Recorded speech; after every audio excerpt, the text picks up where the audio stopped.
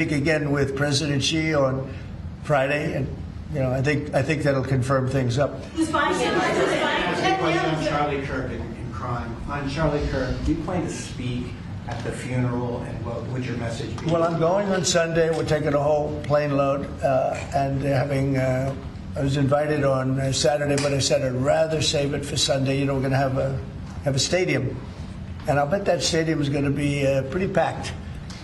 Maybe completely packed. It's going to be big, but I'm going to be at the stadium, and I guess I'll say a few words. I don't know, but I guess I will.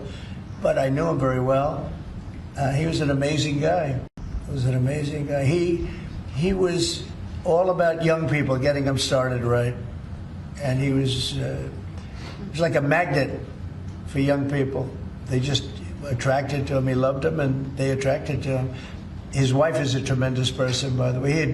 He always had great respect for his wife. He got married. I didn't know he was getting married. I heard he got married, and he loved her. He really loved her. She loved him, and I think she'll have something to do with keeping that whole thing going. Turning Point it became a very big deal, and I heard they had like 38,000. So he wanted to get it up to 20,000 chapters. That's a lot. That would have been a lifetime's work.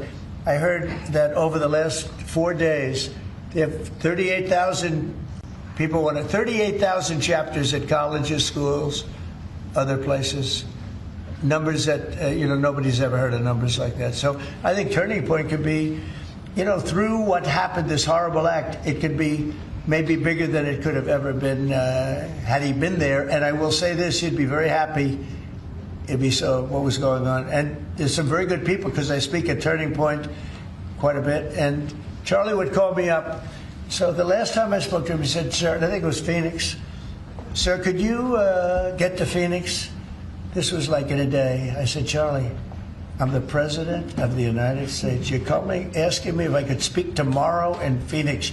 You can't do that to me, Charlie." But usually I ended up going. He was great. He was a great guy, and he didn't deserve this. He didn't deserve this, believe me.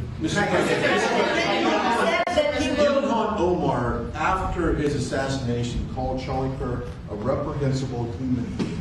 Should she be stripped of her community assignments? I would say, I think she's a disgraceful person. I think she's a disgraceful person. Loser.